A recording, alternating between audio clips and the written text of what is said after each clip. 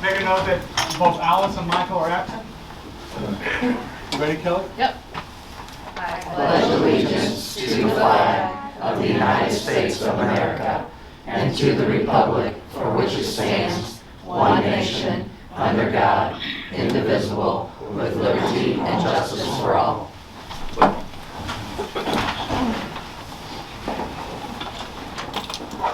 I need a motion to approve and adopt the agenda, please. So moved. Seconded. There's a motion and second. Any more discussion? All in favor? Aye. All opposed? I heard 5-0. Missouri School Board Association Board Meeting Review. February edition of the Missouri School Boards Association's Board Report. We begin with a look at the Governor's State of the State address last month. On January 18th, Governor Parson delivered his annual State of the State address, which laid out his legislative agenda. Education was once again a focus.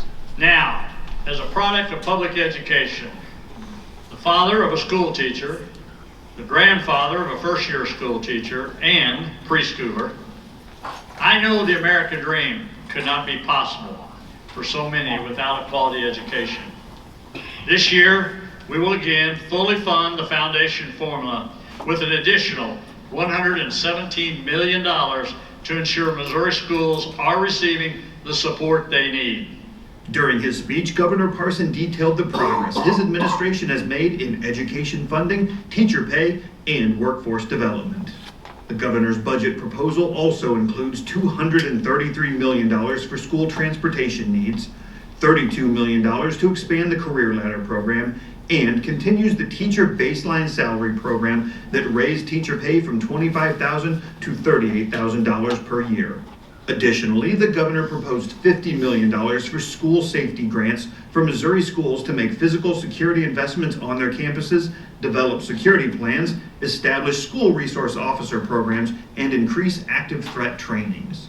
Governor Parson also requested $56 million to expand pre-kindergarten options. There is a clear need to do better when it comes to early childhood. Let's meet this moment for Missouri families, Missouri kids, and our businesses. There are many issues being considered in the current session of the General Assembly that are of interest to MSBA and school board members throughout the state. As the legislative session progresses, we will keep you updated on these developments again this year through our Legislative Voice newsletters sent to members via email each Friday during the session, through critical issue alerts, periodic webinars, and MSBA's Action Center website. We urge you to stay in contact with your legislators during the session and communicate to them the impact legislation will have on your school district. MSBA Director of Governmental Relations, Brant Shields, says that in addition to advocating for your district, it's also important to serve as an educator to legislators. There's not really a space for subject matter experts in our legislature. They have to be a foot deep and a mile wide across a whole bunch of issues. So be that subject matter expert for them when it comes to public education, and be that trusted source so when they have questions, they know that they can come to you as a locally elected school board member. On that note, don't miss your chance to visit your legislator at the Capitol during MSBA's Advocacy Day. Known formerly as Legislative Forum, Advocacy Day is scheduled for March 28th in Jefferson City. The event will be preceded by a spring virtual meeting on March 1st and weekly lunch and learn sessions on Fridays to provide legislative updates on the issues that matter to you. Check the MSBA website for registration information for all of these events. MSBA is also pleased to sponsor School Board Recognition Month in March, as proclaimed by Governor Parson. It's a great opportunity for school districts and communities to recognize the great work of school board members and the important role local boards of education play as leaders of our public schools. And finally, on January 31st, parents, school board members, school leaders, and supporters from St. Louis Public Schools, Normandy Schools Collaborative, and Kansas City Public Schools visited the Capitol for the Parent Day of Action. The group was recognized by both the House and Senate and then set out to visit with legislators before ending the day with a rally for supporters in the Capitol Rotunda. Matt Davis, president of the City of St. Louis Board of Education, explained why it's important to tell the stories of local schools.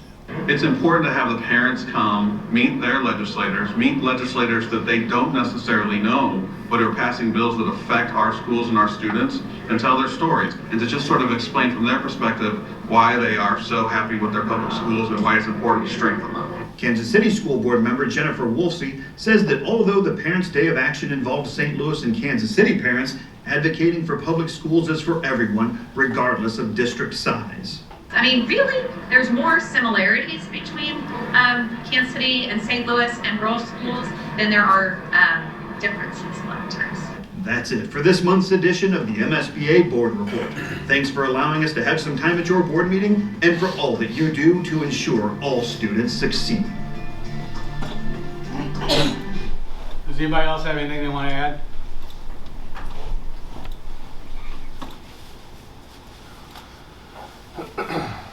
Frank, work change orders not on the It is. But there is? Yeah, there's one in for East Elementary. East Elementary. Okay, I apologize. Yep. All right, so Frank would like to speak about, I'm assuming the East Elementary, Frank? It's about the change orders in general. All right, that's fine. So go ahead.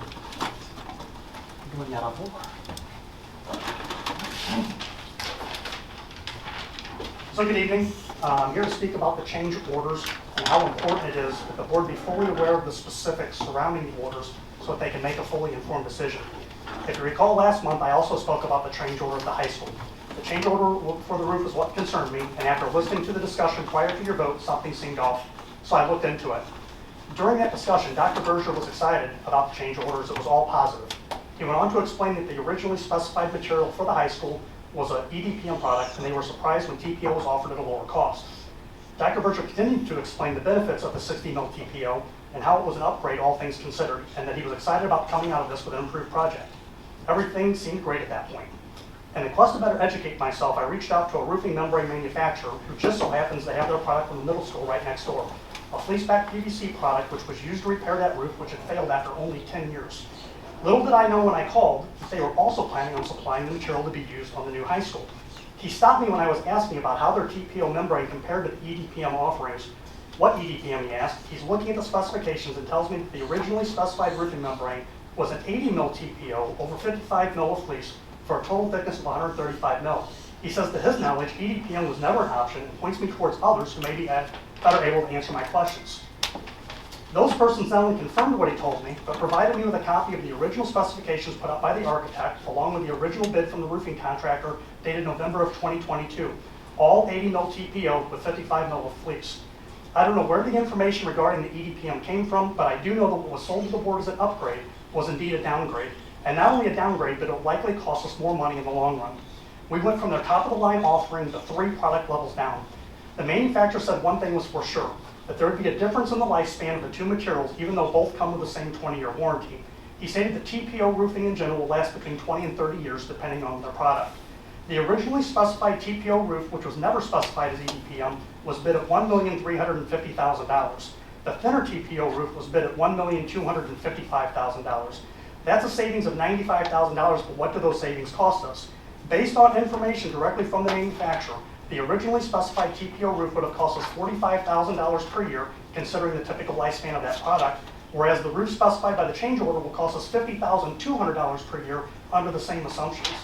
Some think that the only financial decisions that the board makes involve setting the budget, but it's not true. Our board makes many decisions which directly impact our finances. I can only ask that we make the effort going forward to put ourselves in a position to make fully informed decisions, especially those that have long-term high-impact implications. In 1621, Robert Burton coined the term penny wise and pound foolish. We should be careful in trying to save a little money now to avoid having to spend a lot more later down the road. Thank you.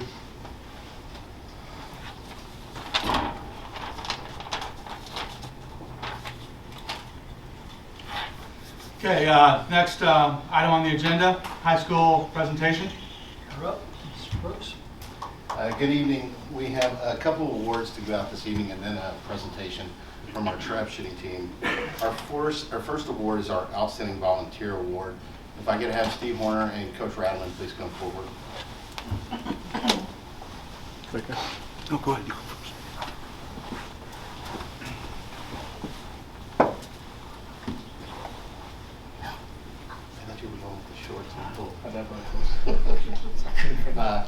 Coach Horner is retired and volunteers with our baseball team. Does a lot of, I guess, invaluable tasks. There's a lot I could say about it. And when I asked him about this, he said, "Oh, I don't do it for the recognition. I don't want to do it. Please, all the more reason that we need to recognize his selfless efforts." And then I said, well, who knows better than Coach Radman what he brings to this team, so I'm going to have him speak. So 5 years ago, Coach Horner reached out to myself along with 4 other high schools in the area, 3 other high schools in the area, asking to volunteer his time. True volunteer, wants to give back to the game. And as a first-year head coach, especially with a limited budget from the year prior, there's nothing better than free help. And so I was lucky enough to be the only coach that actually emailed him back. And so he stuck with me. But it's been 5 years, and we've had a lot of success. And he doesn't know, but behind the scenes, when I talk to coaches and lineup card exchanges and stuff like that, he goes, "Oh, you still have Coach Horner with you?" And I was like, he's the reason why we are what we are, because I want you guys, especially in the school district and along with the conference, that if you think Wright City baseball, you not only think of myself, but hopefully Coach Horner's in that same conversation as well. He's helped out with the outfielders. Last year we had 2 All-State outfielders. Asked him to take care of the pitching. I said, hey, we pitch Monday, Wednesday, Friday, 6 o'clock in the morning. He says, I'll be there, and he always beats me there. He's usually waiting on me. So there's no Wright City baseball without Coach Horner, and he is well deserving of this honor. So.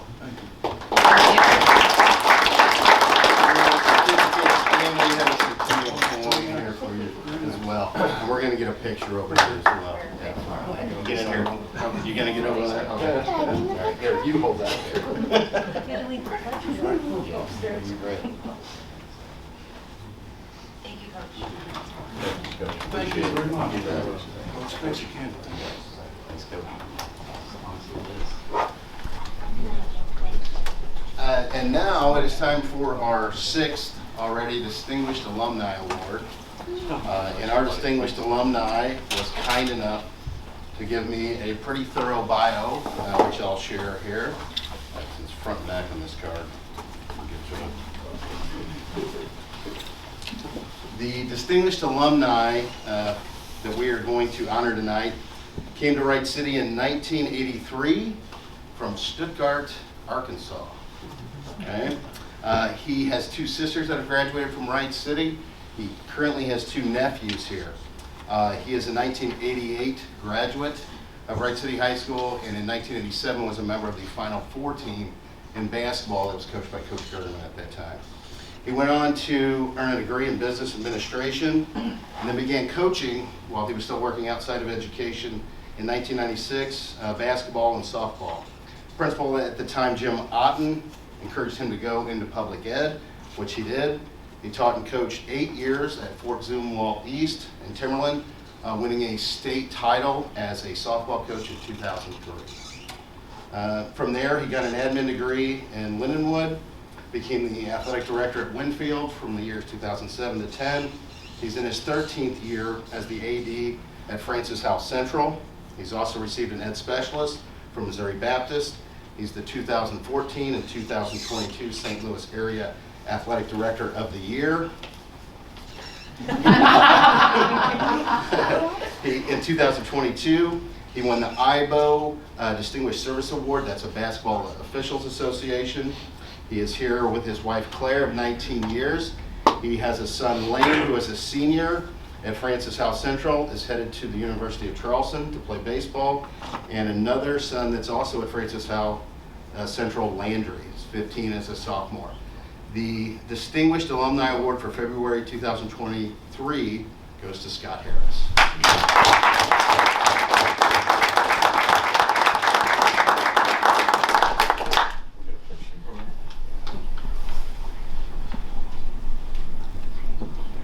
Thank you. Congratulations. Thank you. And then our presentation tonight is going to be from our trap shooting team, and I'm going to turn it over to Coach Lowe and Coach Bruno O'Leary. They have some students with them too. I'm going to speak to them. Come on up here, gentlemen. So we have Kyle Horniker and Danny Dussold with us. They're both seniors. Hello, I'm Derek Lowe. We started trap shooting here last year. I was kind of bugged for a couple years on doing this, and finally kind of gave in. So our requirements for trap shooting, this was something me and Coach Bruno O'Leary kind of came up with.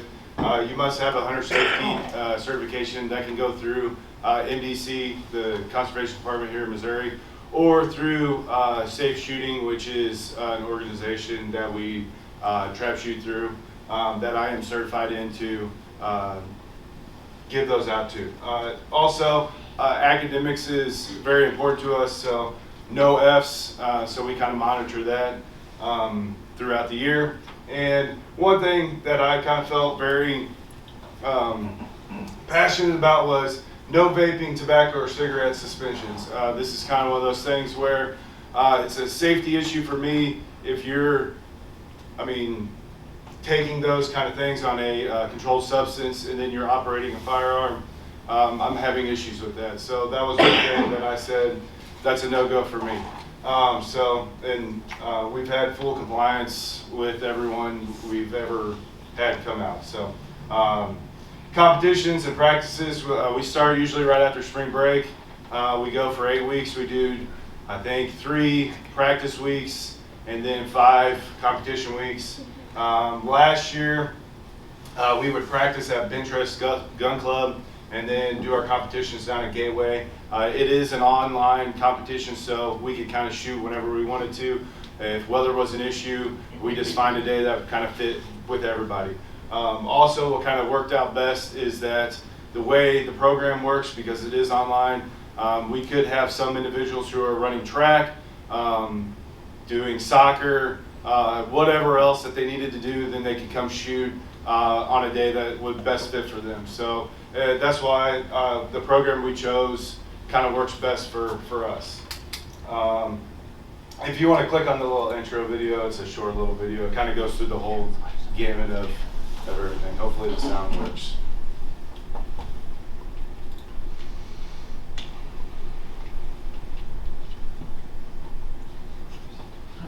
Technology.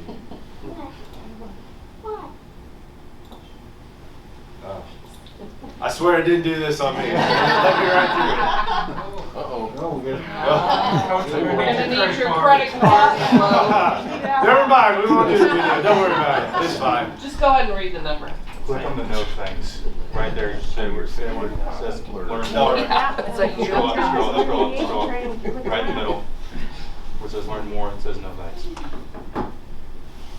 They did that for you? No. I don't know what it's doing. Welcome to technology. Where nothing works. Just click on it again. That's fine. Essentially, this kind of goes through kind of how trap shooting is an inclusive activity. No matter who you are, any of your disabilities, anybody can shoot. Whether you are a first-time shooter or you've been shooting for 10s of 20s of years. So last year, here's our team at our award ceremony at the Coon Club, graciously offered to us by Mr. Mikas. We had 11 team members last year. This year, right now, we're sitting at about 22 if everyone kind of comes out, so we've doubled our numbers. Let's see. Again, I already talked about the online accomplishments. So our team finished second in the conference, which I felt very proud of. I thought we could do a lot better. We had some weather issues that kind of, I felt, hindered us, that we could have done better. And probably the gentleman over here could probably attest to as well. Danny it was also second in conference in the male. And then Olivia Mikas, she's actually at a basketball game right now, was third female in conference. State-wise, Danny placed 10th in the entire state of Missouri. And then Olivia placed 4th, and then Lily Hepperman placed 6th. I think Kyle I think you were 11th, weren't you? You were like one out. I will turn it over to these two young gentlemen. Again, very proud of both of them, how they shot last year, how they handled themselves, along with all 11 of my team members. So Kyle, I think you're up first. Hi, my name is Kyle Warner. So last year, me and Mr. Lowe, we've been talking for a couple of years about getting a trap program started. Last year when we finally got it, I was very excited about it. I really wanted to shoot. And kind of what it brought me to was I ended up getting a scholarship at Lindenwood University for trap shooting. They were one of the best in the country. They have 15 national first place championships. At Lindenwood, I'll be competing in trap, skeet, and sporting clays. It just kind of gives me the opportunity to not only go to school and get a good education, but also continue to do what I love. After I had not been able to play football, this is kind of where I'm at, and this is my new all-in hobby, and brought me these opportunities to go to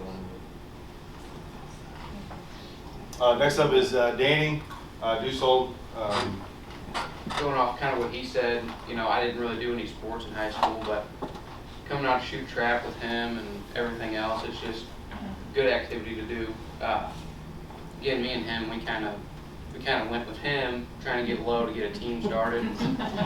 Finally did it, but I'm shooting with a club down in Old Monroe right now, and I think I'm going to join him shooting trap and everything. Might go to Lindenwood, I don't know yet, but it just gets me out there, it gets me more relationships, shoot more, you know, further my hobby because I love doing it. So, but I'm glad we got it.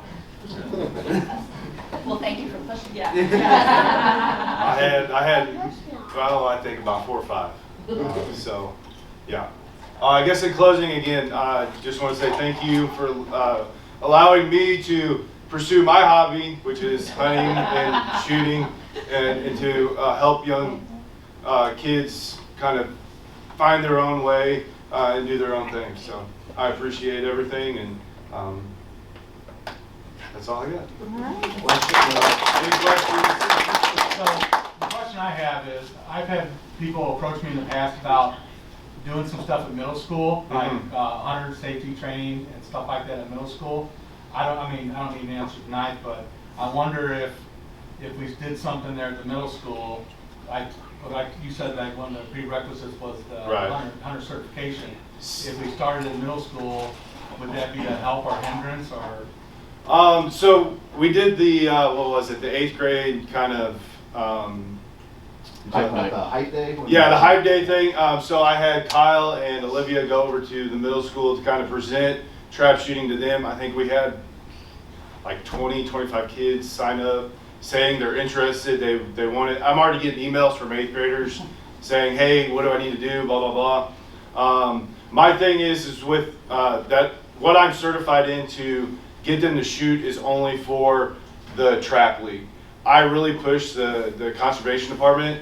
Number one, you got to pay for both of them anyways.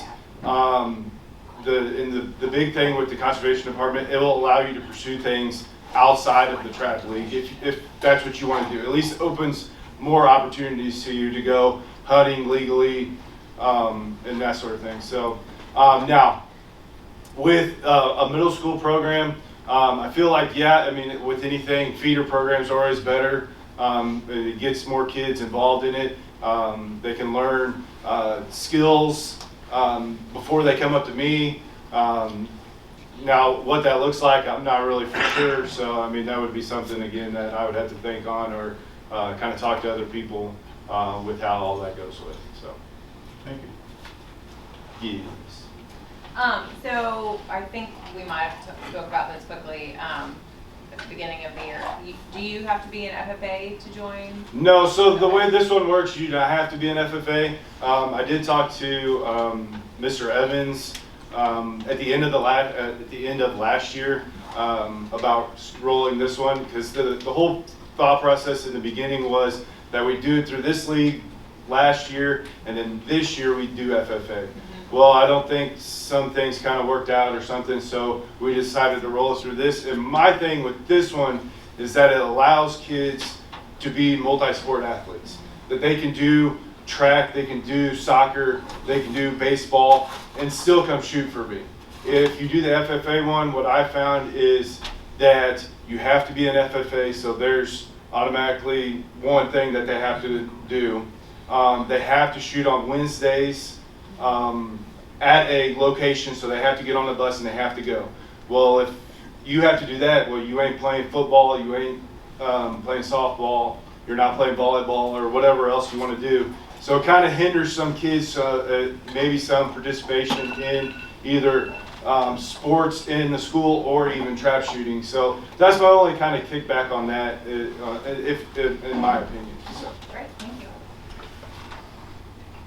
Any other questions, comments, or concerns? Again, I the way these kids handled it, my first thing walking day one was what? Safety. And that's what, I mean, again, if we're going to have firearms and safeties are on, I mean, first couple days, yeah, I was clicking some safeties over and reminding some kids. And I mean, that was just one of the things that I knew coming into it, that's what I had to do. But after that, I mean, I couldn't speak highly enough of the kids on how they handled everything and how safe they were and making sure muzzle awareness and all that. So again, hats off to the kids. Congratulations. Coach, can I get you guys to come up for a picture? Yeah, please. Go ahead.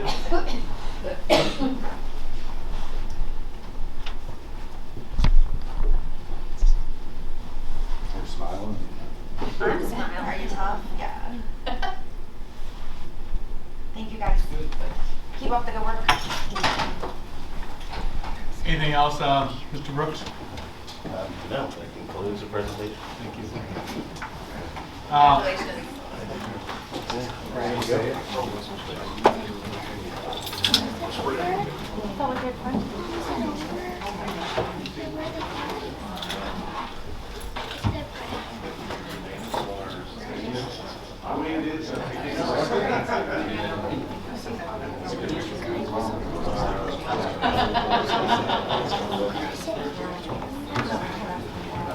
Oh, yeah.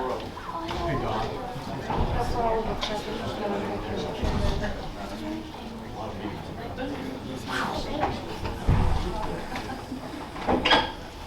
Thank you. Thank you, Don. All right, next item on the agenda is CSIP reports. Any questions on the Early Childhood Center? Central office? High school? East? West? Or the middle school? I just for the middle school, it looks like, and you've made note to it in your notes, but is that, is this kind of a typical time of year where we see a little bit of a slight drop? That's a good question. We looked into it last year, and I believe they took the practice online map test in the 7th grade, so we don't have a full consistent picture to really look at. So I hope this year we can make some strong correlation. So I don't have what the high school has as far as that, but it could be one of the things. Okay, thank you. Well, I know that the high school had a little tip too, I think, in my questions. So, yeah, I noticed that there was like the winter swim or whatever. It was kind of, I don't know if it's fatigue or not from the testing. January went on for us, I put in their historical results, but the standards mastery is increasing through our tests on edge elastic too, and that's a positive sign in ELA. Now math, we've got to kind of in edge elastic and evaluate both. But evaluate just hasn't seemed to be as good a gauge in the ELA realm, overall. But standards mastery, we're making strides there. We went from like 4 to 11 master at this point. There was only one priority standard that we hadn't got coverage of a couple times yet at least too. So I feel like we're moving in the right direction, even though that result doesn't show that as much. Anything else? Okay, speaking of student performance, annual performance report. Dr. Berger? Yeah, we're going to throw this to Mr. Smith, who will give us a little kind of the second time you've heard about this. I know early, as we were entering our MSIP 6, we did a little MSIP 6 / APR, did that with the administrators this summer, but we've certainly got updated information, and we don't have the scores yet, but we wanted to give you a little information on how the APR is structured this year. So, Mr. Smith? Yeah, thanks, and good evening. So, again, like Dr. Berger said here, within the next few weeks, the official APR results will come out. That will come out prior to our next board meeting, and during that board meeting, we'll go over all of our results. But before that, when you get a chance to view those, because those will be made public. I know I have on there March 9th, but that's a mistake, it's March 7th, but when those are made public, I wanted to make sure that we went over some information and gave you an overview of what you're going to look at and what you're going to see. And we'll get in really in depth with our own scores and probably some comparative scores from the schools around us at the March board meeting. But again, before that, I wanted to make sure that we all had a pretty good overview of what you were looking at, so that when you got that data, you got that information, you at least had some frame of reference what that means. So again, this will be just an informative overview of the APR. And again, APR is that annual performance report, and that's based on the MSIP 6 standards. One of the things Dr. Berger and I said in a webinar today, and one of the big things that Desi kept saying is when you get these scores, you cannot equate these to MSIP 5 or any previous iterations of MSIP. This is an entirely different metric, an entirely different system, so trying to compare where you might have been percentage-wise on MSIP 5 to MSIP 6 is comparing two totally different things. All right, so we'll start there. So again, 21-22, that school year, that is the first year of the MSIP 6 accountability metrics. So our scores from last year were the first ones that count. This APR data cannot lower any district's classification. And again, this is just the baseline for school districts. So this is the first year of that, and this is your baseline data. Just for information, I mean, APR data comes in district-wide data, and it's broken up into building level data. So we'll have building data on all 4 of our schools, as well as the overall district data. And again, this is the primary tool for classifying school districts. I mean, accredited, you've heard in the past, accredited with distinction, unaccredited. The APR is what drives that accreditation. This will provide both status and growth information. I'll get into that a little bit more in a minute. And again, I meant to type March 7th on that. It says March 9th. I already made like 3 corrections in this report, Amy. This is the one I did not catch. It kept getting updated. I'd read it like no typo. So there's another one, so sorry. So again, some overall overview. Each district has a score out of 200 points, or will when it gets official. This first one that we're going to be released is not quite out of 200 points yet, but will be out of 200 points. 70% of that is on just performance, how the school is performing. 30% of that is going to be on continuous improvement. The actual accreditation that will come with that won't come until the 23-24 school year. When that's complete, but then it will be reviewed every 2 years. That was a little different from MSIP 5. On this initial release, because we have not had an official review yet, some of the points are just going to be presumed to have been earned because we haven't worked through that process yet, and I'll get to some of that in a minute. And on this first release, it'll actually be out of 180 points, and I'll tell you where those 20 are going to be as we get down a little bit. But part of that is going to be there's no growth or progress in science or social studies for this year because there wasn't data prior. And then there is a section on the APR where you have to actually take the standards and write written responses to them. Okay, but that is not available yet, so there's not going to be any points for that, but that will be coming as we go through. Yeah. So the accreditation status, that's going to be released 23-24. Am I understanding that's going to be based on this data that we're going to get on March 7th, not the 23-24? Well, yeah, as you get to that, yes. Okay. Remember, this is just your baseline data that we're getting on March 7th is your baseline. There's no accreditation tied to that whatsoever. Right, but what's going to be released next year is going to be tied to what's happening March 7th. Oh. Yeah, because it's the continuous improvement part of that. Okay. So that 30% of continuous improvement is over time. The 70% is yearly performance. Okay. So on that next slide is essentially the points breakdown in the performance section. All right, and so you'll look, and I'm going to go through these a little more specifically as we go through, but as you'll notice, and just looking through that, you'll have your academic achievement status points for ELA, math, science, and social studies. And that is both all students and your student groups. And again, for awareness, a student group, any school building that has 30 students or more in any student group like IEP students or ELL students, and that becomes a student group, and there's accountability tied to that student group. Then there is academic achievement growth. That's going to be 36 points, and the 48 points is the status. We'll talk a little bit about what both of those mean in a moment. Success rate performance is worth 20, graduation rate's worth 20, and graduation follow-up is worth 4. So that's just in the performance section. I'm going to go over each one of those a little more in depth as we go through. So if you look at that next slide, this is our academic achievement. When we start talking status, that is really the measure of academic achievement at one point in time. Okay, that is measured on our MAP and EOC exams, okay, that we take each spring.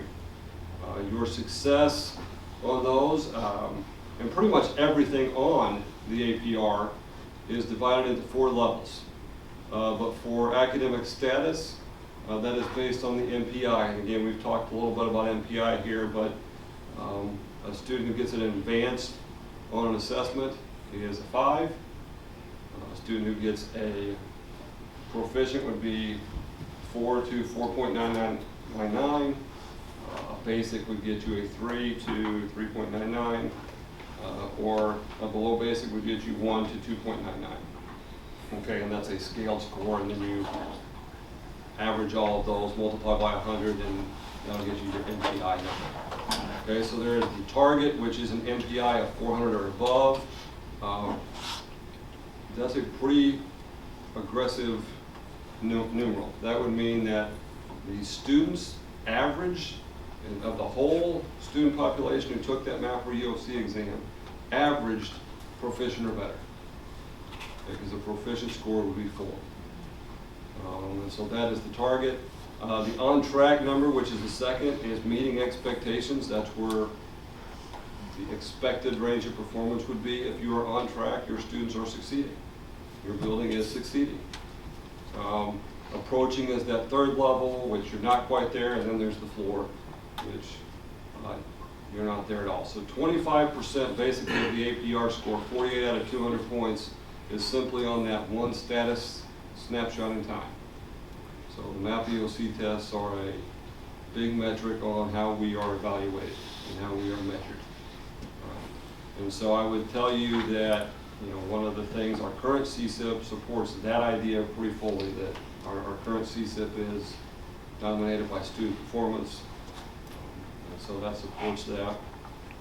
If you go on to the next slide, you can see how some of those points are broken down.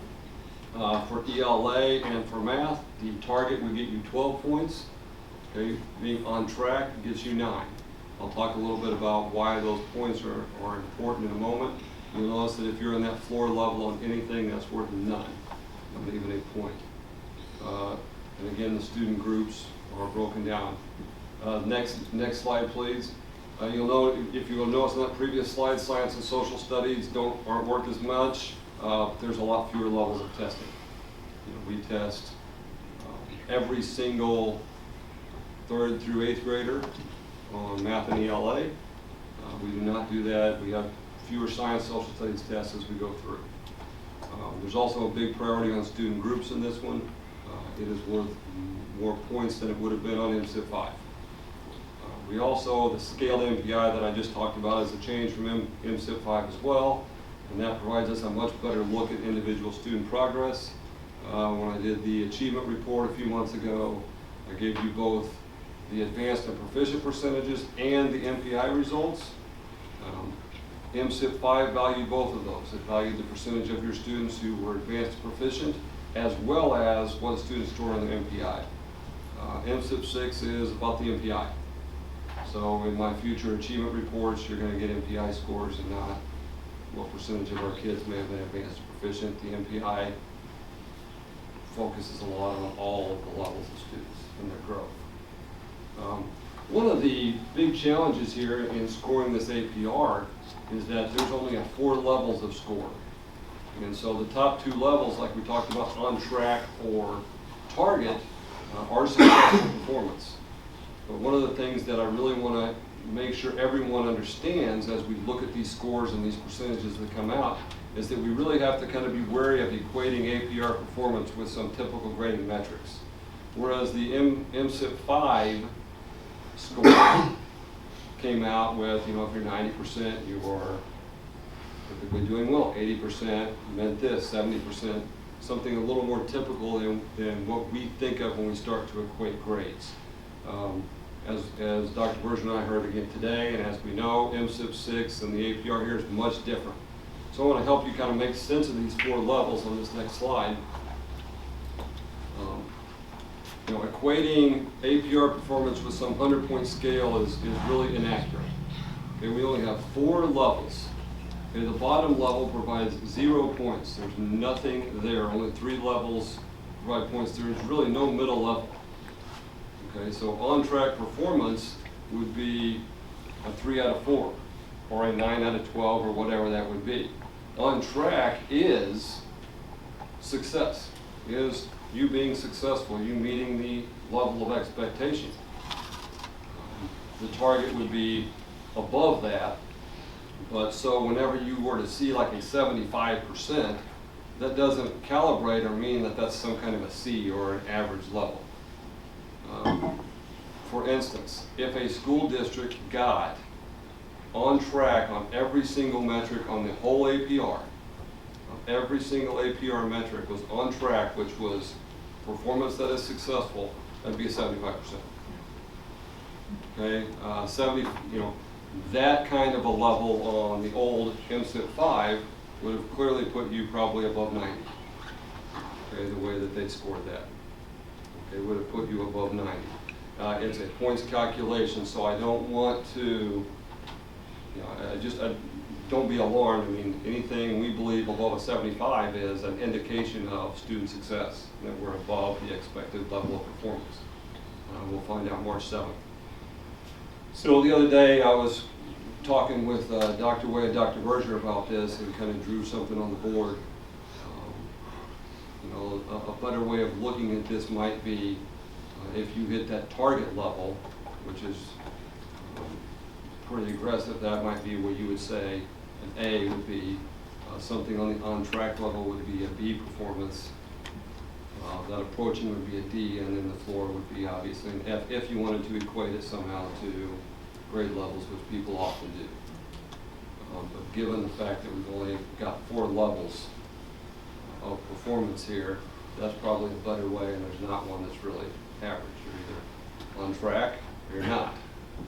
And to equate it to a percentage in like the typical grades really doesn't work. All right, so now I'm going to go to the next level, which is academic achievement of the growth. We talked about performance first. So growth points are generated through an analysis of score pairs.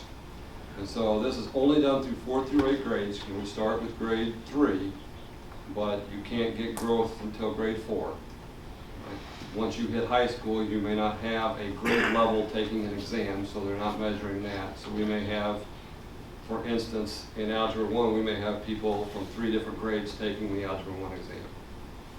So we really can't measure that as a cohort growth. So it's grades 4 through 8 only. The previous year's score is the predictor, the current score is the outcome, and it shows did that kid grow over time. So I know that the board, I've shared over the past however many years that cohort growth line that I like to talk about and to show. Are we growing kids at a consistent pace over time? That's what this metric does. Okay, it takes our kids and every year that they are with us, are they getting better? Okay, and then they measure that to the state mean, and then that's scored on a scale. That scale is as is below on that next slide. Okay, and at the end I will link I've got a link here for everybody. If you want to look at the document from which I'm getting a lot of these charts and graphs, you will have fun reading that big long thing. But I'm trying to give you the short version of this. All right, so then we're going to go to the success-ready students. This is still all in our performance. That's that next chart. So this is a 20-point, or this is worth 10 of the 20 of success-ready. 10 is the college career-ready assessments. And so this measures how seniors, upon their graduation, did they participate in, and how did they perform on DESE-approved assessments of college or career readiness. such as the ACT, the Work Keys, AccuPlacer, and ASVAB. Points are given based on student scores on sliding scales. So, for instance, what I mean that, so a student who may have scored, let's say a 28 on the ACT may get 1.25 points, or someone at the 25 range may have generated 1 point for us. Someone who gets an 18 may get 0.75 points for us. Okay, and so that is scored on that scaled range, and for each of those assessments, there is a level for how many and how you can generate points. Okay? One of the things that we are working on doing is ensuring that every one of our kids takes one of these, so that we won't have any student not having taken a college or career ready assessment moving forward.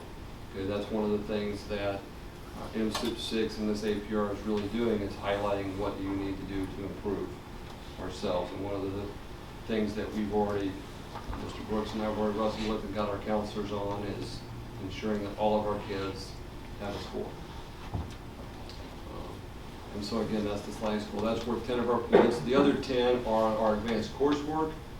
This measures the ratio of student participation and success in advanced courses, AP courses, PLTW courses, and DESE approved dual enrollment courses, which are those core 42 classes that we've talked about in the past that we offer to our high school students.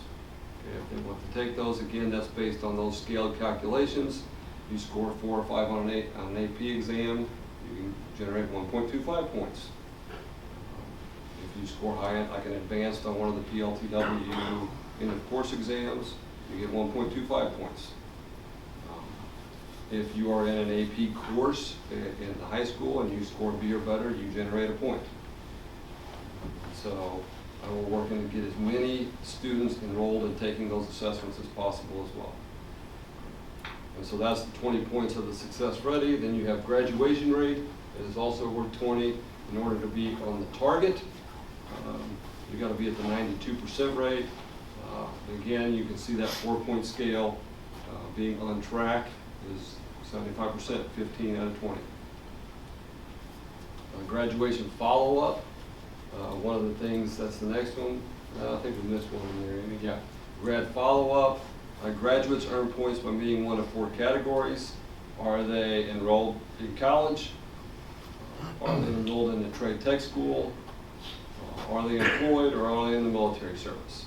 And so you take the number of grads who meet one of those divided by the total grads, and that gives you a range. One of the things that I think Amy will tell you, and that we've discovered, is that this is just a lot of work tracking down and a lot of making sure we are coding things the right way. And if you do the paperwork on it right, you know, that has a lot to do with how this is tracked. They pull this just from our data. So that gets us through the performance section. Now we'll get to the continuous improvement. This is one where some of these points are just going to be presumed in year 1. So part of that, you'll notice 30 points is having a CSIP plan. Okay. We have one. It is going through its updates right now. Based on MSIP 6, they're giving districts those 30 points, even if it is not on the new way that they expect those to be, because it should be by the time that we get there next year. Again, those response to standards, that's going to be a big chunk of points there, but those aren't available to 2024, and that's where really we draft out something in writing to explain how we are responding to all of the different standards. You can see those other metrics. I'll get to those in just a minute. So those point breakdowns on continuous improvement. There's an area, if you go down one, Amy, for success-ready students. There are currently 3 different 4-point levels for that. The school entry readiness. Okay, and Ms. Hickman and East, for last year, this year's kindergartners took a kindergarten entry assessment to assure that they were ready. We have attendance, and then we have ICAP completion. So The ICAP is that individual career academic plan, and every one of your 8th graders is expected to leave 8th grade having taken one of those. That is 12 points possible, each worth 4 points. So one of the big changes that you'll note hopefully right away, that's a difference between MSIP 5 and MSIP 6, is attendance. Attendance is now worth 4 out of 200 points, where it was a much bigger weight-bearing part of MSIP 5 and on that APR. And here it will be 2% of your total APR. Yeah. So the school readiness, that's worth 4 points. Is the 4 points associated with all those kiddos taking that test, or how well they do on it? Their readiness. Okay. So even though we may never We have could seen get a those 3 kiddos or before. 2, yes. But I can tell you one of the things that we've already looked at, and I talked to Ms. Brooks's building about this yesterday in the celebration, is that almost every student that we had who went through our early childhood center scored in the range of ready. So a wide range of those. So school readiness is there. Attendance, ICAP, those are scaled. So the next slide will provide you what those look like. And so that for attendance, that is a 90-90 designation. So in order to get the target, 90% of your students have to be here 90% of the time. On track would be 85% of the students here 90% of the time. Approaching 80%. And so on the ICAP designation, if you have 100% of your kids who, they will measure them as 9th graders, having that when they came into that 9th grade there. The other one, the next slide is all the CSIP required elements. That's a part of MSIP 6. Those of us who are on that CSIP committee that Dr. Berger is running know that we are working to meet all of these and have that ready for next year. Again, DESE is providing us the points for that this year, knowing that there's a lot of districts who are revising those to meet the new standards. So we won't get in on that. Required documentation. The next slide, LEAs are expected and scored on the following: having a yearly financial audit, an annual secretary to the board report, and timely submission of core data. Each of those generate 2 points for a total of 6. And so the last slide I have before I'll take some more questions. Here are some of the big key takeaways that we have and that we are prepared for. Almost all areas are scored in 4 levels. Okay? On track is the expected performance. So that's 75% on all of that. So being at or above 75% means schools and students are successful. Okay? With room to grow, but at the expected performance. And so in a way, kind of like some colleagues and I were talking about as we were wrestling with this and getting ready for this, 75 is kind of like the new 90, if you wanted to equate it. But DESE will tell you, do not even try to equate MSIP 5 with MSIP 6. 2 entirely different systems. We'll know a lot more about all of this on the 7th when we look at our score, when we look at how other districts around us have done. I feel confident with, based on our academic achievement report from back then, that we're going to be in good shape there. We'll see about some of the other metrics. This is the baseline year. It is not impacting accreditation. This is new standards, different processes than we've gone through. We've already learned a lot as we've been trying to prepare for this. And the important thing is yearly growth. And next year begins our cycle, okay, on the 2-year range. That next slide, if you want the fun of going through the MSIP 6 comprehensive guide and reading the, 100 and some pages of all of that and looking through all those different levels and all of the formula calculations and how they do that, there's 3 or 4 pages in there, just math formulas. Feel free to jump in there and look at that and have fun and reading that. So, any questions that I can answer? Again, the next board meeting will have our results to put into those numbers. So you'll be able to take a look at in our next board meeting where we sit there. But that is what it is. Aaron, any questions? No. Heidi? No. Mary? No. Go back to that previous slide, 2 previous slides. So it says on track to expected performance. Is that the state saying that? Yeah, I mean, that is on track. And so when you look at that definition of on track, that means your district is where. Okay, but then let me cut to the quick line. That's not our goal. No. Our goal should be higher than that. To be at the correct. All right. So I think based upon what our numbers come back on March 7th, you know, we need to set a realistic goal. I guess say we get 75%. Well, our realistic goal should be maybe 85%. So, you know, because that right there is going to continue, that's going to drive our continuous improvement. Correct. Okay.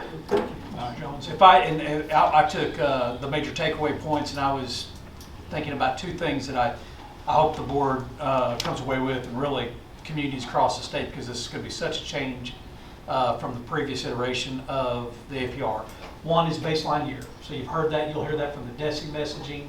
That'll be our messaging too. I like the way Doug said that 75 is the new 90. He's thrown that on me tonight. I haven't heard that. And what we believe, and we will see in March. So the criticism of the APR was, if on the previous APR, how can of the 500 school districts, 300 of them be in 90? Because people like to look at that and equate it to, well, you're 90%. And you could make the argument with this, if you took advantage of all the hold harmless pieces that were in that calculation, safe harbor, that there were some districts that weren't performing very well but were getting a 90. So the 75 is the new 90. There will be a shift where there were those 300 school districts that were in the 90s will be in the 70s. And there will be, we don't know yet, but there will be over 100 school districts that will wish they were 75, because 75 is the new 90. 75 is a successful school district. At every thing assessed, if you're at 75, you're on track. You're doing, and to your point, once we figure out where our baseline is, you know, I'll take your 75, because like I said, a lot of school districts will be real happy with 75. That's what our CSIP will be reflecting. Well, okay, now we're at 75. Where do we want to get to? So, but it's going to be, I think, shocking to see how many school districts are in 90. We're anxious to see. I don't think it's going to be many. I mean, will it even be single digits? I mean, I think that's possible. Around the state of Missouri, correct. Across the state of Missouri, yeah. So that's kind of my takeaways of the takeaways, is that I hope resonates with the board and our community. So. Like I said, so you'll be, you know, that will be made public and available on March 7th on the DESI site. We will present all of our information at our March board meeting, and we'll look at some comparative data from some of the districts around us as well then. Okay, any other questions? Okay, staff planning. Dr. White, please. So in your packet, you can see that we are asking for 3 FTEs for the 23-24 school year. If you remember back in November, we came to you asking for a classroom teacher at West Elementary for this year based off of student enrollment numbers. And while we've done a great job of keeping up with classrooms, we have fallen a little behind when it comes to our specialty teachers. So right now we have a librarian, PE, art, music that all travel between East and West. And so we're trying to close some of those gaps, as you can see, by getting some more specialty teachers for next year, as well as the last couple of years we've been paying for some of our interventionists with ESSER dollars, and that's going away. So we'd like to continue that. And then that half assistant principal, the reason we're bringing that is to kind of meet the MSIP 6 staffing ratios. So that's what we're looking at right now for next year. Wanted to bring those to you as soon as we could, and there they are. Questions? Can you explain to me how half of an assistant principal works?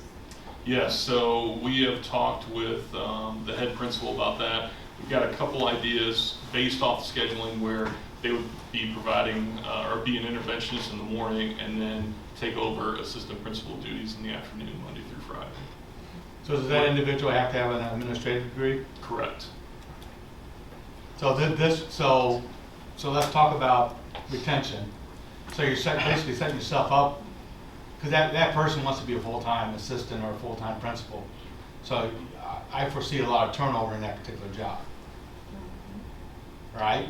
How long will we estimate it would be a half the position? Depending on how we get numbers. But you see what I'm saying? Because why do you say that? Also? Okay, so let's say I come out of college, or I just get my administrative degree, right? Mm-hmm. Okay, so I want to be a full-time administrator, either assistant or whatever. My first year, I don't get the gig. So I come to Wright City and I say, I'm going to take that half and half job, and I'll be the interventionist for half time and cut my chops on being an assistant principal for half time.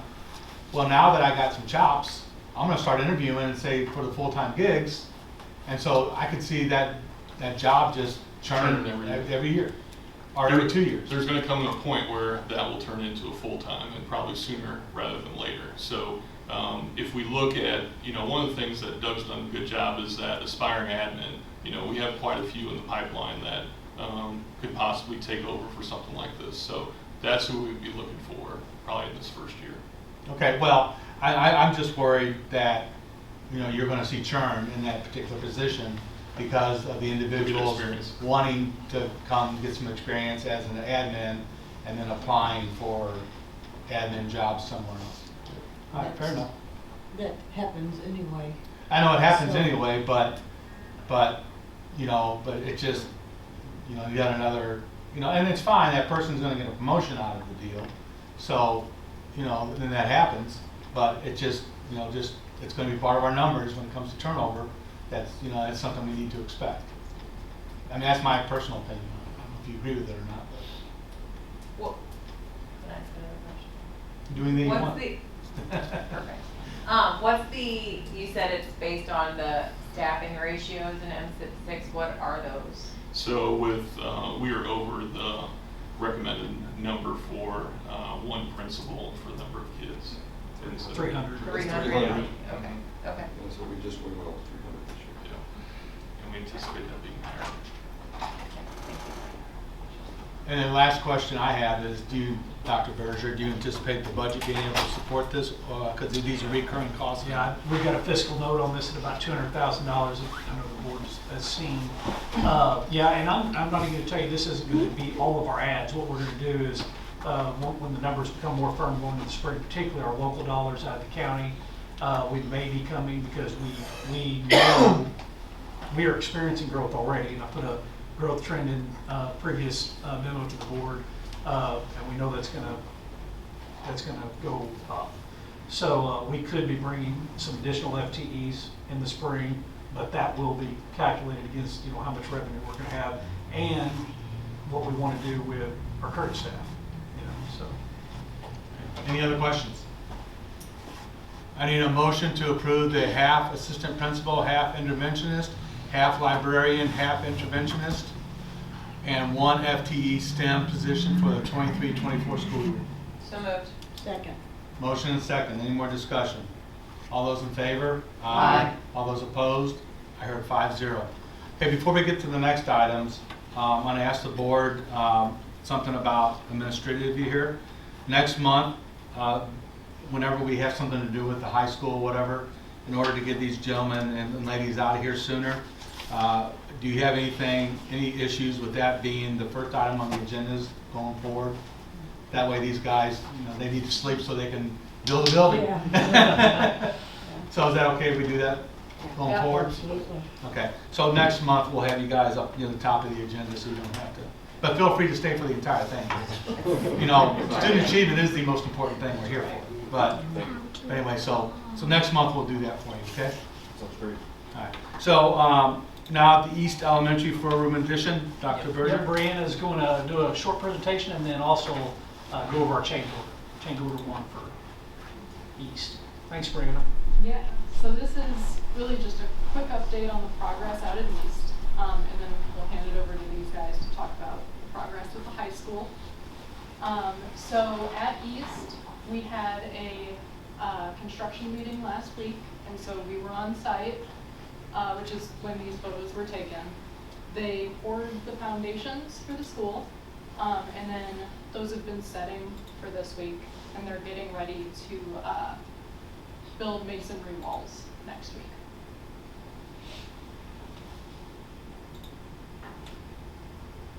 And so we do have one change order here. Do you want to pull that up? And it's got the first page summary as a doc, I think there. Yeah. Okay. So this is a change order. The requested change order number 1, the first one listed on there, is for a change in the brick. So what happened here was the brick that we had originally specified, turns out it's on back order for a few months. So this is a change in brick, and really this cost here, this $3,849.68, that's really just to avoid a delay in the construction. And then requested change order number 2 is for removal of existing concrete at the foundations. So when the contractors were excavating along the existing building, they discovered that the previous construction, it looks like they went in and backfilled with concrete instead of soil. So this really is just to remove that so that they can continue with work on the new addition. So they backfilled, so you're saying you got to take the concrete, the original concrete out, put the new concrete in? Yeah. And a lot of that has to do with the fact that it's a storm shelter that we're building now. So you can't really connect to existing foundations and weird backfilled concrete. Okay, any questions? So we will vote on this before we go to the high school. And do we need independent, we'll do 2 independent motions on the change order. So any questions on change order 1? What, tell me more about the brick. Like, okay, so it's back ordered, what?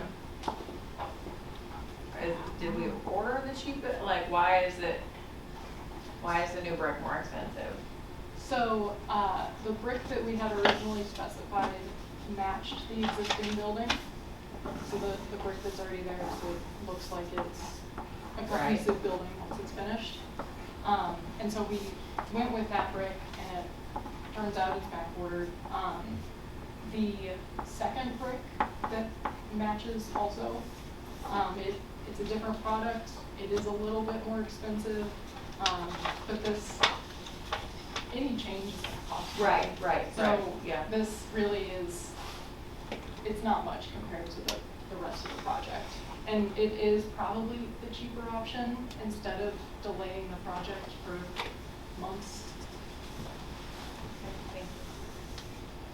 Okay, any more questions on change order 1? Any questions on change order 2? Just why would they have filled that with concrete? Why would that have happened?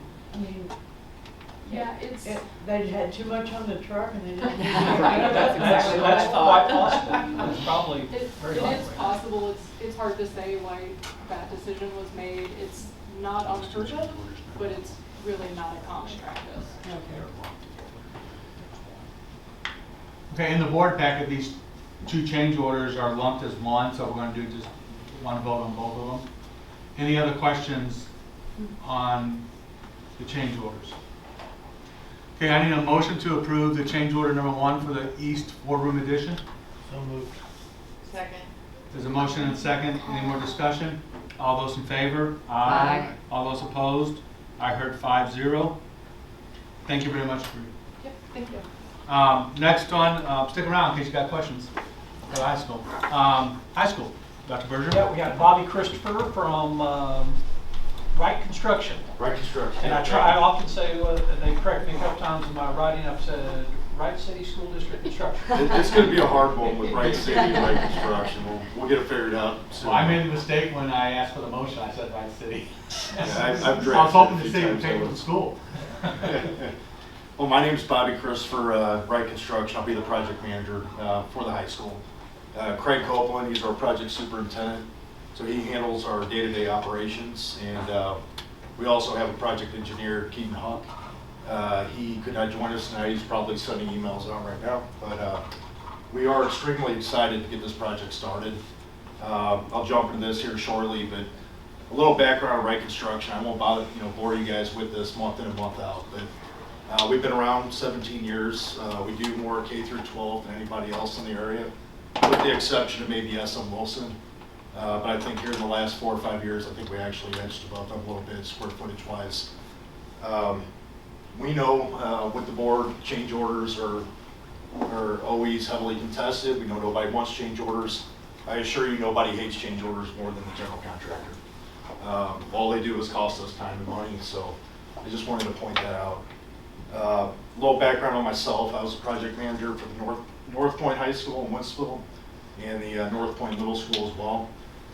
North Point High School ended up finishing with 0.89% in change orders, and the middle school is like hovering around 1.1%. So relatively speaking, very low. Industry standards about 3 to 5%. So again, we strive to be good stewards of your money, the public's money, and put it to the best use possible. So there will be change orders. We'll try to minimize that. We don't want them as much as you don't want them, but naturally it's part of the industry. So we do have a couple slides here, if you don't mind clicking on those. So again, we already announced the team. Going through some site activities. So we started early January. Right now we've got Karen Wright Construction on site. They're out doing site clearing. They've got the earthwork and concrete package on the job. And we've got Cole grading, getting ready to come out and start site utilities here shortly. Really that's almost in a nutshell here to get through January, really through March, as we get into the site utilities and start prepping for concrete.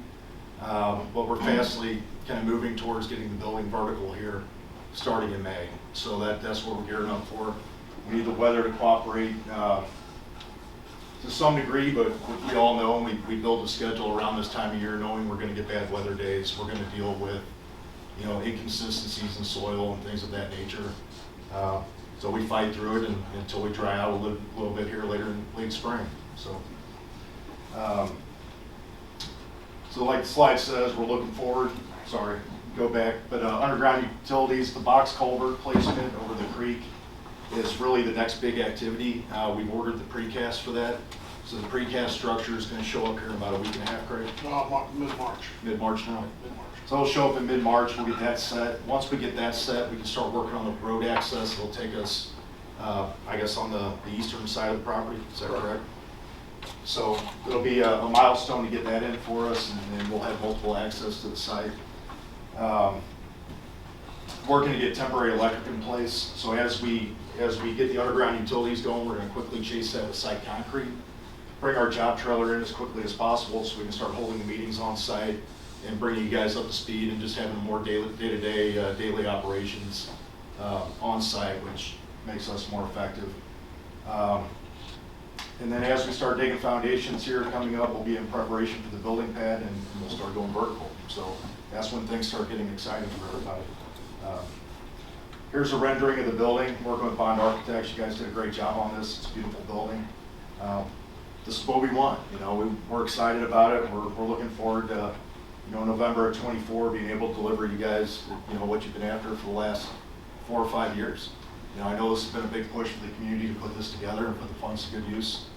So we're excited to get that done for you. The next slide, it's actually a video. I noticed when I got online that it doesn't show the video, but we're going to be doing drone footage at least once a month, and we'll try to bring those to the board. Not a very pretty site right now, but that's what makes it fun as you go from a field to the end result, in a matter of months. It happens routinely, relatively quick, I should say.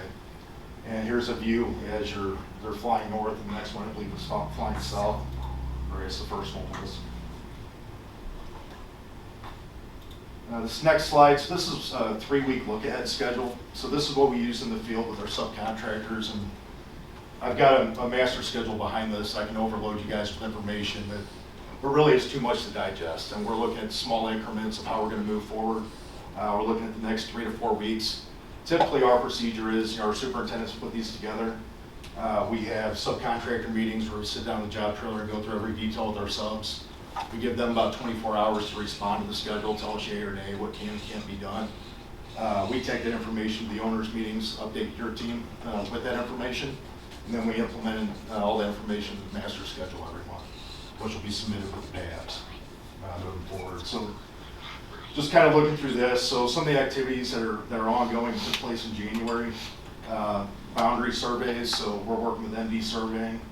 They came out, set up control lines for us, established control, shot the property corners. We actually did find a conflict with one of the neighbors, brought that to our attention, and realized we had a math error on the surveying side, which kind of the best of both worlds to, both keep the neighbor happy and keep us consistent. So, and honestly, with the contractor we're using for surveying, they rarely make mistakes, but we're all human, they make mistakes. So right now we're working on staking out the entrance culverts, or the culvert area at the creek, and we're working on site clearing and grubbing, and also burning all the tree tops that were taken down here the last few weeks. Working to grade out the West Wolker Road area, building pad layout and staking, and again setting up monuments so we can establish site control and go vertical. Building pad elevations and subgrade, going through delivery setup in the office trailer. We're kind of expediting that. We're targeting April 1st to get the job trailer out there. Now we're looking around March 1st to bring that in. Temple electric meter and service. So a lot of work that takes place with that, and tying in with Ameren UE and other service providers to bring that service to the site.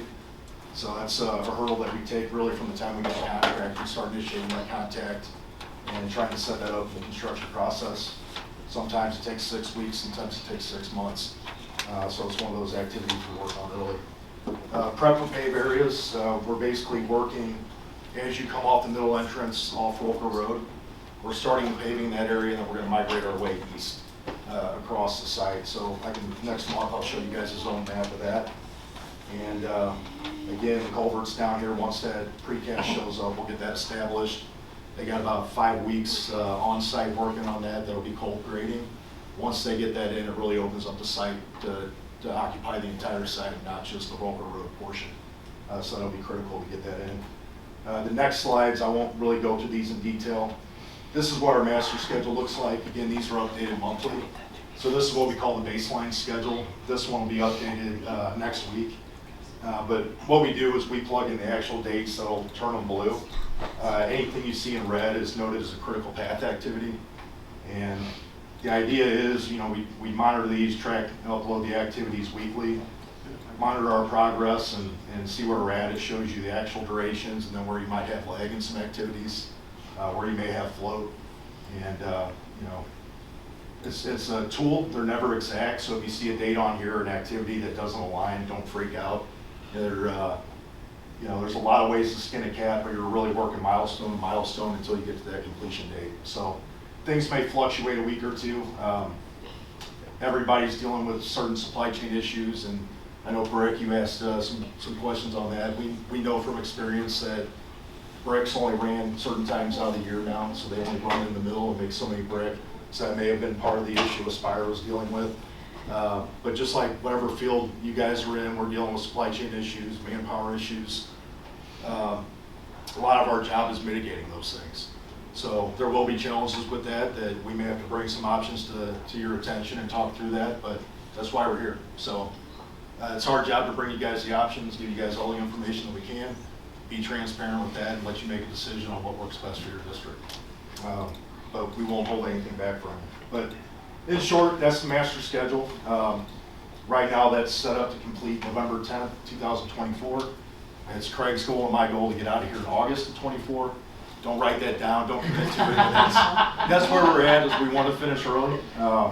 So if everything goes the way we want it, we'll be done at that time. If not, we'll be done by our contract date. That's it. Any questions for me or Craig?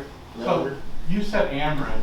but I noticed in our board packet here, there's a Quiver River easement, so it is Quiver River Electrical. It is Quiver River, you're right, I misspoke on that. Okay. Get Ameren and Winsville, I'm the next county. No, we're actually Ameren on this project. We are Ameren. See, I think Sure there's about two that? lines Yes. there. 100%. Yeah, it's Ameren. Okay, so, Dr. Berger, then you're gonna have to explain to me why we're doing a Quiver River easement then. if it's That's Ameren. why our guys are here, hopefully. So on the Quiver River easement that's on, Yeah, so if you look at it on the board behind you. Yep. So why am I doing a Quiver River? that's the property frontage on Rolker right in front of our piece there on Rolker Road. Okay.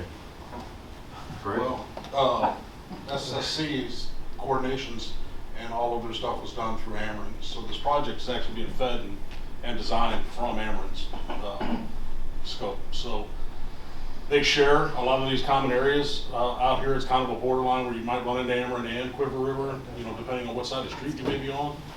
So here, though, it's been confirmed that we are actually Ameren being fed by Ameren. So they're the ones that are going to actually do the work orders providing us the service.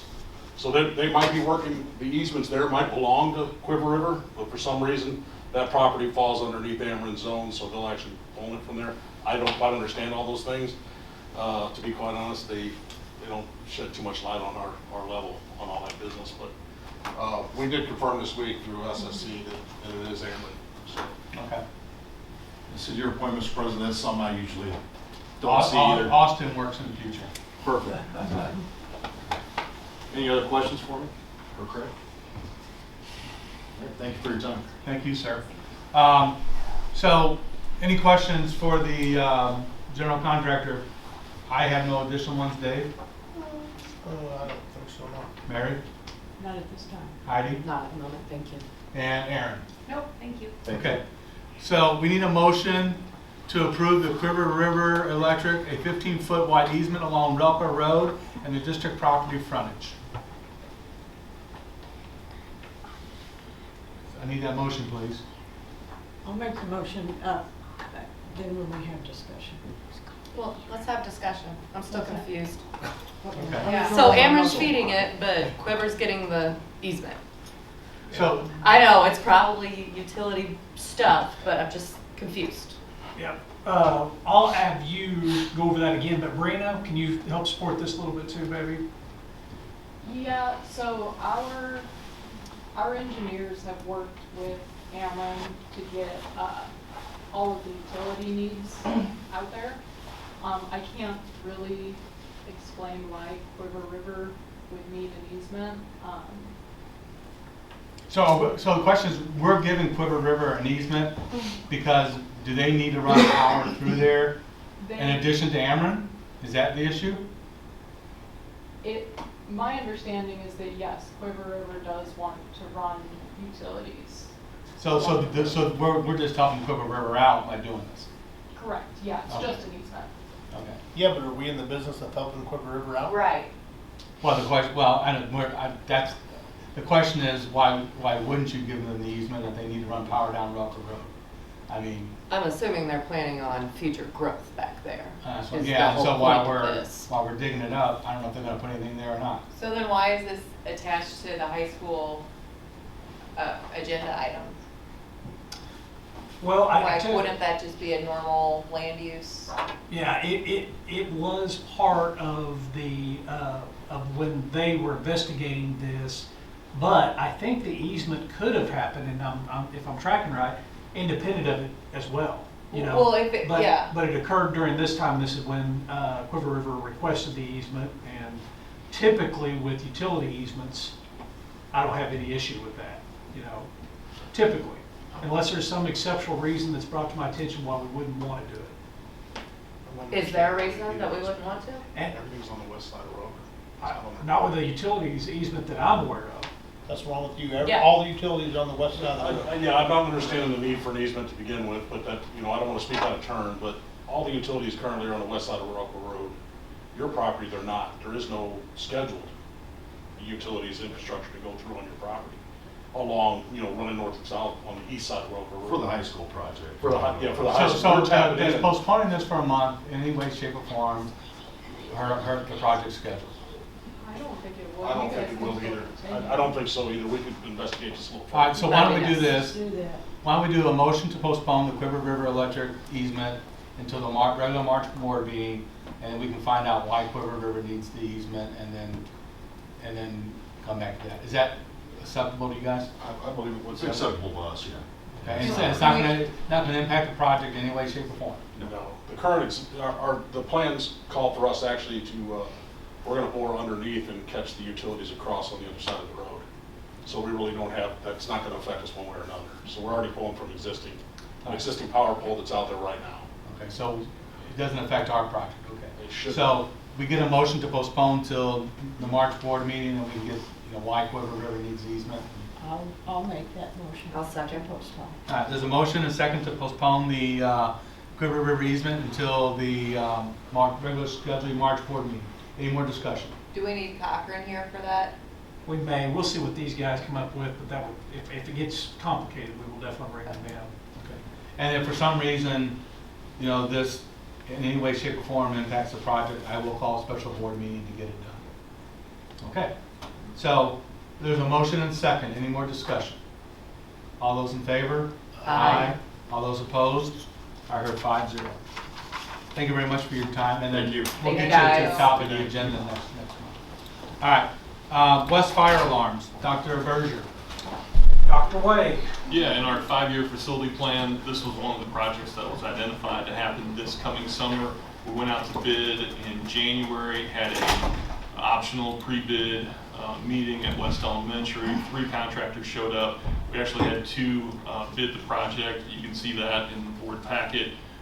We are requesting that we go with the low bidder, the Rouse Electric. We would like to start, the reason we're coming to you right now is because we'd like to get on a contract with them. As they just mentioned, we're a little concerned with some supply chain issues, so we'd like to get some supplies going so they could start in late May and finish before the first week of August when our teachers come back. And so that's the plan right now. And the question I had asked was, why are we doing this? And why do we need fire alarms? Well, I mean, we always have issues there. We just had an issue. We were testing the other day, and we had a faulty faulty switch go, and that unit is so old. The new units will tell you exactly which one went off, which one faltered. This will just give us zones that we have to go look and find which one happened, and so we're getting more of that, and we're actually having a harder time just finding parts for it because it is. But this was Safety. already on the plan, right? Absolutely, Yeah. part of the Yeah. facility, nothing new. It was, That's what I thought, yeah. This is our time to do it. Yeah. All right. I'll make the motion to approve Rouse Electric for $94,200. Second. There's a motion and a second. Any more discussion? All those in favor? Aye. All those opposed? I heard 5-0. E-rate. I enjoyed reading this, by the way. It's near and dear to my heart. I did not.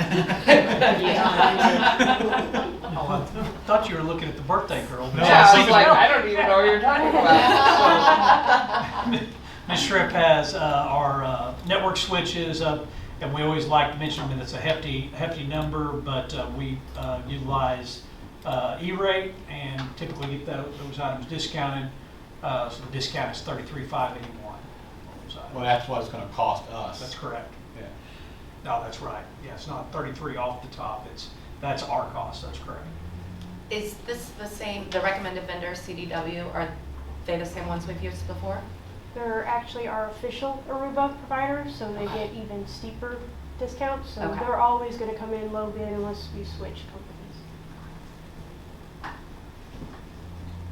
And the good news is it's staying with Aruba.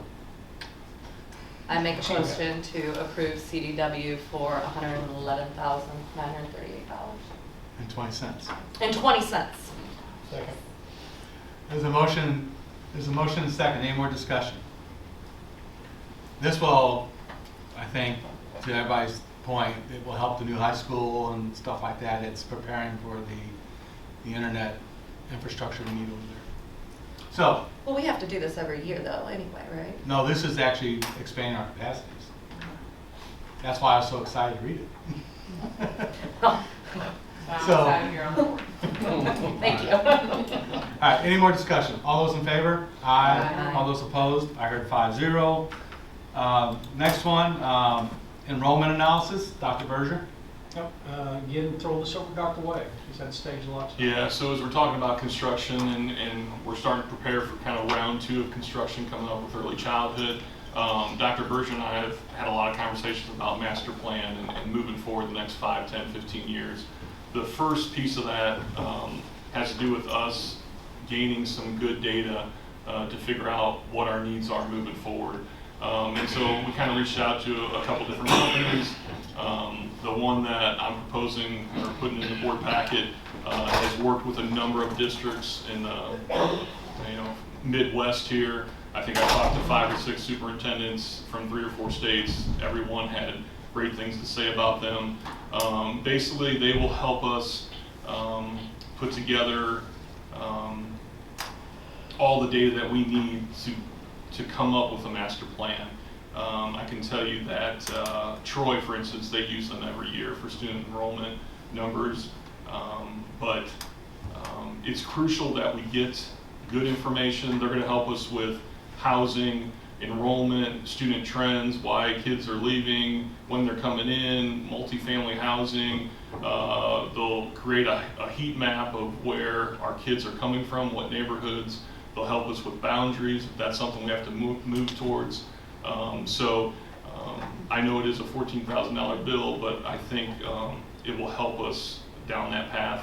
And with that $14,000, once we get everything together, there will be some sort of conclusion or proposal that will be brought to the board.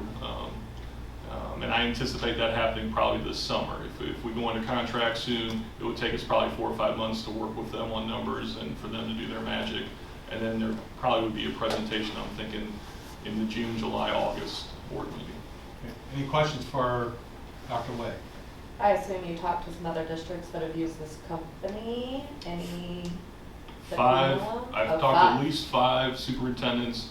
One was raging and then just, everybody was excited. I mean, I didn't hear So they one liked bad it, thing. so they got that. Yes, and in fact, when I talked to Dr. Penny over at Troy, they use them every year for student enrollment. I talked to smaller districts than us. There's some that are 10,000, 6,000 students, and all of them, and they use a variety of services from them.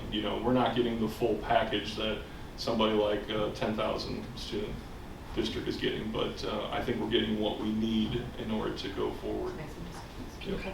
And when did you say they're gonna start, and when will it be finished? So if you guys approve, we'd like to go under contract in the next 3 weeks or so with them, and then we would start meeting with them, providing them any information we can about capacity, enrollment, past history, things like that, and then they start working with city and the county and trying to get those numbers, and then we would meet again, and then they would work their magic with the forecasting, and then I presume they would come to us this summer with their kind of final product. The question I forgot to ask you was, so obviously there's a new apartment complex going in over there and then a new housing development off Roker down there. So will they be able to extrapolate student numbers out of those? Not yet. So that's one of the things we talked about, because they're saying that single family and multifamily are 2 different animals, and so when they can figure out how much of that is coming in, they can put it into their forecasting and come up with what they anticipate we will receive student-wise from those buildings. Because, one of the things, I'm just spitballing here, but obviously, if you want to do boundaries, again, what I still see is the majority of the population still building in the Wright City area versus Forestell. And so I don't want to get a line, if you have to do boundaries, skewed too far west, where we just have to go back and change it. Because like I was telling him, once we go to, the 2 elementaries, okay, you change a parent's boundaries once, no, okay. You change it again, that's when they start getting mad. Yeah. So, we kind of. I think that's exactly what we're trying to get in front of on this, because it's all on hunches right now, and we're pretty connected to the growth in the community, but we just felt like we needed someone more of an expert group to come in and firm up our hunches. When they give this, I know you said they were gonna kind of zone in on student stuff, will it also give us what the expected growth of, in certain areas, IEPs are gonna be, for, you know, socioeconomic, areas, so that we know what the entire picture of those kiddos is gonna be? Yeah, and when I looked at other documents they had, it kind of shows like the choke points of the district. So like, if we anticipate kids coming in middle school, what we have to do in the middle school, our capacity there to anticipate that growth, or the elementary or the high school or whatever. So yeah, they look at all of those things. And I looked at Troy's when he sent it to us. Yeah, did you guys get to see that? Yeah, and it was pretty, yeah, I thought it was pretty thorough, yeah. I thought it's thorough. I don't know that we saw socioeconomic data in there. But I mean, I gave it a pretty yeah, quick look that, through. But, that's something, yeah. that's another conversation Yeah. for down the road, Yeah. that we've had. And then so we've researched this company, or are there other companies out there that do this? Is this something that has to go out to bid? I have not found too many more. We did contact Bond Architects as well, and I think they might be a player with us down the road a little bit when we start getting more into the master plan. I don't think this is this is their area of expertise, Sure. per se, you know, so yeah. Okay. any more questions? Okay, need a motion to approve RSP and Associates to conduct an enrollment and boundary analysis study in the amount of $14,000. So moved. Second. There's a motion and second. Any more discussion? All those in favor? Aye. All those opposed? I heard 5-0. Policy Committee, Dr. Way, is this you again? Yes, so policy Sorry. committee, we looked at policies D and then additional policies, 3 additional ones, GD, BDA, GC, BDA, and IGD. The feedback we've got from committee members on D policies were not to do any changes at this time, but I do have some that we would like to bring forth. And I'll start with GD, BDA, support staff leave. So when we talk about teacher recruitment and it's not just teachers, but also our classified staff, we have a policy right now where our classified staff cannot accrue vacation until after a full year. And so we have had some people that we have tried to hire that we did not hire, and I think this has something to play, that had some play into that.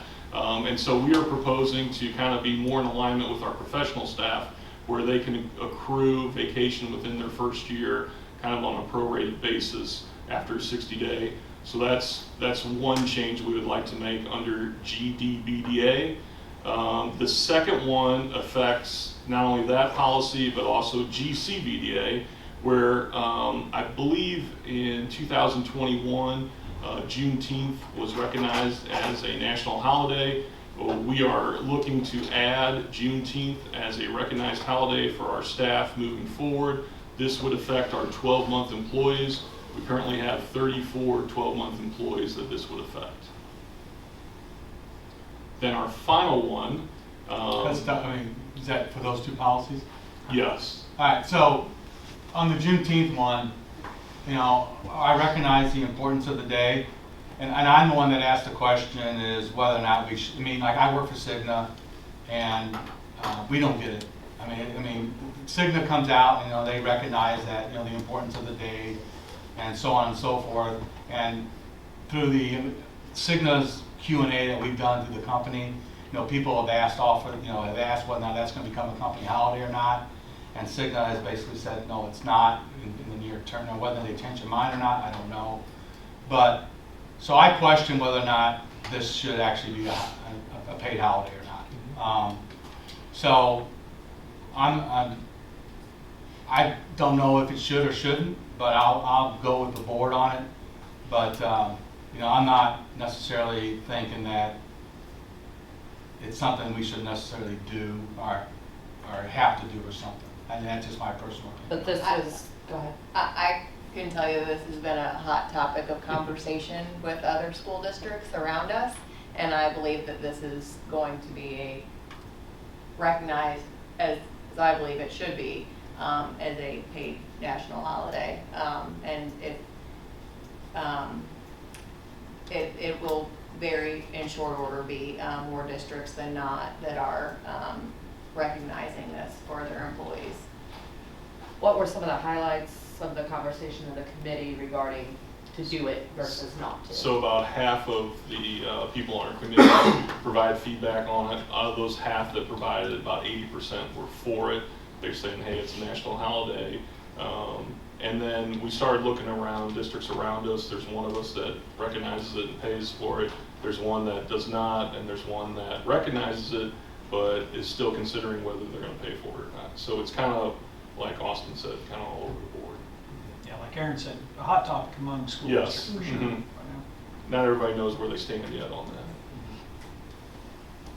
I guess where I'm coming from on this, I didn't know you could pick and choose what federal holidays you're gonna pay for or not pay for. Well, to pay for, to provide, yeah, to provide a day you can. Yeah, you pick and choose but you don't get to pick and choose the federal holiday to recognize, I guess. It's a federal holiday. Yeah, I That's mean, how- like, but I guess, you know, if, An example would be Martin Luther King Day. Sure. Yeah.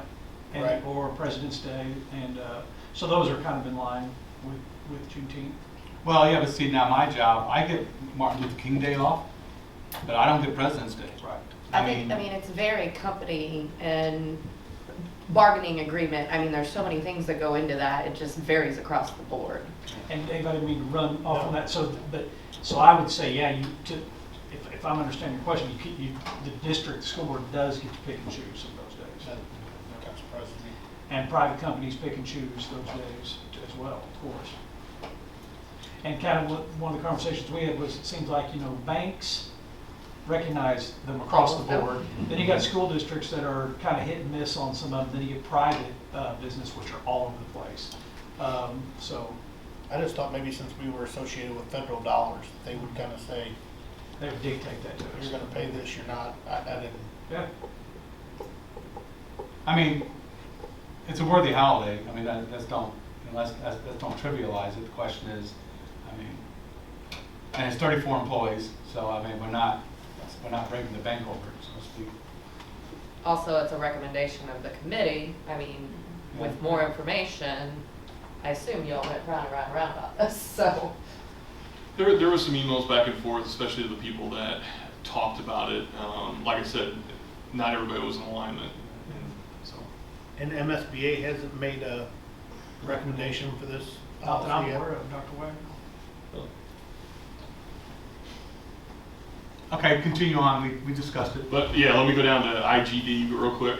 IGD. So based off of the January board meeting where the evidence-based study group made some recommendations, we had the need to change actually number 4 underneath that co-curricular activity or group, where it talks about academic credit is granted for participation.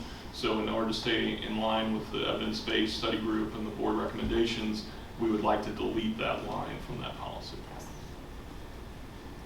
Those are the changes we're bringing to you tonight. Okay, any more discussion? I need a motion to approve the policy committee's recommendations to policy GCBDA, GDBDA, and IGD as presented. So moved. Second. All right, any more discussion? All those in favor? Aye. All those opposed? I heard 5-0. Okay, does anybody want to pull anything from the consent agenda? So again, obviously we have the second readings of the policy updates, so if anybody wants to discuss those again, now would be a time to pull one of those. Are you related to anybody in the employment recommendations? Let me double check. Pull that, nope. So I'm hearing going once, going twice. Okay, I need a motion to approve the consent agenda as presented. So moved. Seconded. There's a motion and a second. Any more discussion? All those in favor? Aye. All those opposed? I heard 5-0. I have one comment. I'm really excited to see that camp, the FFA camp on there. That's awesome. Okay. And I'm curious as to how well do you think the Boys and Girls Club after-school care, is that going well for us? Yeah, I think they're experiencing some of the same challenges that everybody is in terms of staffing. But yeah, I think it's been going well. But we do need to kind of a program evaluation on that to report to the Yeah. board. So maybe we'll Please. put something on the schedule for program evaluation just for after school. And then that, of course, will catch more than Bill's part this year. Right. Thank you. Okay, I need a motion to go into closed session or discuss 610-021. 1, legal actions, cause of action, or litigation involving a public governmental body, and any confidential or privileged communications between a public governmental body or its representative and its attorneys. 3, hiring, firing, disciplining, or promoting of particular employees by a public government body when personal information about the employee is discussed and recorded. 13, individually identifiable personnel records, performance ratings to records pertaining to employees or applicants for employment. 14, records which are protected from disclosure by law. I need a motion to go into closed session. Second. There's a motion. Any more discussion? Roll call starting with Austin. Yes? Yes. Yes, yes. Okay. Let's take a